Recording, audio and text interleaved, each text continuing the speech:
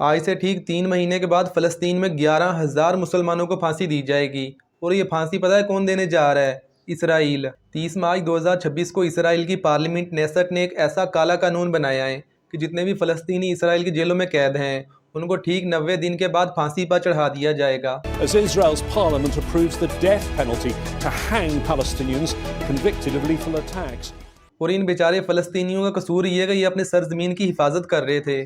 تصور کریں کہ آپ کے گھر میں کوئی غصہ آئے، آپ کو باہر نکال دے، اور پھر جب واپسی آپ اپنے گھر میں جانے کی کوشش کریں تو وہ آپ کو مجرم کہیں، آپ کے اوپر دہشت گردی کا پرچہ کروا دیا جائے اور بعد میں اسی پرچے میں آپ کو پھانسی پر چڑھا دیا جائے۔ اور آج کچھ ایسا ہی ظلم فلسطین میں مسلمانوں پر بھی ہو رہا ہے۔ پہلے ہی اسرائیل فلسطین میں 80,000 سے زائد مسلمانوں کو شہید کر چکا ہے، جن میں 20,000 تو چھوٹے چھوٹے بچے ہیں۔ ابھی 2-2 3-3 مہینے کے چھوٹے چھوٹے بچوں نے کسی کا کیا بگاڑا ہے؟ ان پر اتنا ظلم کیوں کیا جا رہا ہے؟ بچپن میں جب ہم کربلا کا واقعہ سنتے تھے تو ایک سوال ذہن میں آتا تھا کہ یار اس وقت مسلمانوں کی اتنی بڑی سلطنت تھی، لاکھوں مسلمان تھے، تو پھر حضرت امام حسین صرف 72 ساتھیوں کے ساتھ تنہا کیوں کھڑے تھے؟ ہم سوچتے تھے آخر کوئی کیوں نہ آیا، کیوں کسی نے حضرت امام حسین کی مدد نہ کی؟ ایسا کیسے ہو سکتا ہے کہ اتنے مسلمانوں کے ہوتے ہوئے اہل بیت کو اس طرح سے شہید کر دیا گیا؟ بچپن میں تو مجھے یقین نہیں ہوتا تھا کہ ایسا بھی ہو سکتا ہے، لیکن آج مجھے یقین ہو گیا کہ ہاں ایسا ہو سکتا ہے، کیونکہ آج ہماری آنکھوں کے سامنے لائیو فلسطین میں وہی کچھ ہو رہا ہے۔ بچے مر رہے ہیں، عورتیں مر رہی ہیں، پوری کی پوری آبادیاں مٹائی جا رہی ہیں، اور ہم 57 مسلم کنٹریز بالکل خاموشی سے بیٹھ کر ان کی موت کا تماشا دیکھ رہے ہیں۔ تو آئیے پھر آج کی اس ویڈیو میں ہم جاننے کی کوشش کرتے ہیں کہ کیسے آنے والے دنوں میں فلسطین میں مسلمانوں کا جینوسائیڈ نہیں بلکہ جینوسائیڈ پرو میکس شروع ہونے والا ہے۔ As Israel's parliament approves the death penalty to hang Palestinians convicted of lethal attacks. The UN, Europe and rights groups have condemned the law, but not the US. What are the implications?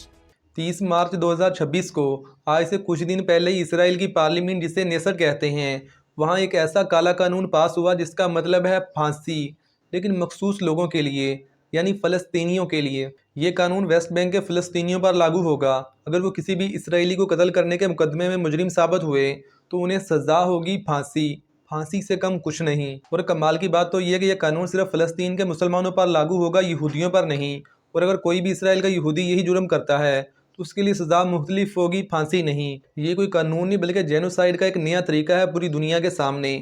ابھی اس وقت اسرائیل کی جیلوں میں تقریباً 10.5 سے 11,000 فلسطینی بند ہیں، اور ان میں سے آدھے تو بغیر کسی مقدمے کی قید ہیں، نہ الزام، نہ عدالت، نہ وکیل، نہ سنوائی۔ ہیومن رائٹ واچ کی رپورٹ کے مطابق اسرائیل کی فوجی کورٹس میں جہاں پر فلسطینیوں کا مقدمہ چلتا ہے وہاں 96% مقدمات میں سزا ہوتی ہے، اور زیادہ تر اعترافات وہ ہوتے ہیں جو تشدد کے ذریعے لیے جاتے ہیں، یعنی کہ پہلے وہاں پر فلسطینیوں کا مارا جاتا ہے، ان سے بیانات لیے جاتے ہیں اور انہی بیانات کی روشنی میں ان کو سزا دے دی جاتی ہے۔ ذرا تصور کریں کہ گرفتاری ہوگی، تشدد ہوگا، اعتراف ہوگا، مقدمہ چلے گا، 96% چانس ہے کہ سزا ہوگی، اور سزا ہوگی پھانسی، اور پھانسی دینے کے لیے 90 دن سے زیادہ کا وقت نہیں لگے گا، نہ معافی کا حق، نہ اپیل کا کوئی رستہ، اور یہ پوری دنیا کے سامنے ہو رہا ہے۔ اس قانون کا سب سے بڑا چیمپئن ہے اسرائیل کا انتخاب پسند وزیر ایتامر بین گویر۔ جب یہ قانون پاس ہوا تو یہ شخص پارلیمنٹ میں شیمپئن کی بوتل کھول کر جشن منا رہا تھا۔ History, with God's help, we will soon execute them one by one. Celebrating. اس چیمپئن کے لیبل پر ایک سنہری پھندا لگا ہوا تھا تاکہ سب کو یاد رہے کہ یہی وہ ذلیل انسان ہے جس نے پھانسی کی پوری مہم چلائی تھی، اور نیتنیاہو خود پارلیمنٹ چل کر آیا اور ووٹ دیا۔ 62 کے مقابلے 48 ووٹوں سے یہ قانون پاس ہوا۔ تو ابھی یہاں پر آپ میں سے بہت سارے لوگ سوچیں گے کہ یار پوری مسلم دنیا بول رہی ہوگی اس کالے قانون کے خلاف۔ ہاں بول تو رہی ہے، لیکن غیر مسلم دنیا، فرانس، اٹلی، جرمنی اور برطانیہ، ان سب نے اس قانون پر تشویش کا اظہار کیا ہے۔ یورپی یونین نے بھی کہا ہے کہ یہ قانون بین الاقوامی قوانین کی خلاف ورزی ہے، اور اسرائیل سے مطالبہ کیا ہے کہ وہ فوراً اسے واپسی لے۔ اقوام متحدہ نے بھی کہا ہے کہ یہ قانون فوراً ختم ہونا چاہیے۔ Penalty bill in Israel is very concerning to us in the EU. This is a clear step backwards, the introduction of the death penalty, together with the discriminatory nature of the law. Amnesty international, human right watch اور جتنی بھی بڑی بڑی international human rights organization ہیں، ان سب نے اس قانون کے خلاف آواز اٹھائی اور سب نے اسے جینوسائیڈ کا ایک نیا روپ قرار دیا۔ لیکن یہاں پر سوال یہ اٹھتا ہے کہ کیا کسی مسلم ملک نے اس کالے قانون کے خلاف کچھ کیا؟ یاد ہے بچپن کا وہ سوال کہ کربلا میں باقی مسلمان کہاں تھے؟ آج اس کا جواب مل گیا، وہیں تھے جہاں آج ہم ہیں، اپنے اپنے گھروں میں، اپنے اپنے بزنس میں اور اپنی اپنی سیاست میں۔ فرق صرف یہ ہے کہ اس زمانے میں ٹیلی ویژن نہیں تھے، وہ آنکھوں سے نہیں دیکھ رہے تھے کہ وہاں پر کیا ہو رہا ہے۔ آج ہمارے پاس فون ہے، یوٹیوب ہے، ٹویٹر ہے، ہم لائیو دیکھ رہے ہیں کہ وہاں پر کیا چل رہا ہے، اور پھر بھی خاموش ہیں۔ غزہ میں 70,000 سے زیادہ لوگ شہید ہو چکے ہیں، جن میں 20,000 سے زیادہ تو چھوٹے چھوٹے بچے تھے۔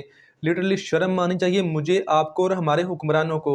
آج دنیا میں 57 اسلامی کنٹریز ہیں، لیکن کوئی ایک بھی ایسا بیان نہیں دے سکتا جس میں تھوڑا سا دم ہو۔ آج پوری دنیا میں 57 اسلامی کنٹریز ہیں، اگر ان میں سے آدھے بھی اکٹھے ہو جائیں اور صرف اتنا ہی کہہ دیں کہ اگر اسرائیل نے کسی ایک فلسطینی کو بھی پھانسی دی تو ہم امریکہ اور اسرائیل سے تمام سفارتی تعلقات توڑ دیں گے، ان سے تجارت بند کر دیں گے، تو اسرائیل کی اتنی ہمت نہیں ہوگی وہ کسی ایک فلسطینی کو بھی پھانسی دے۔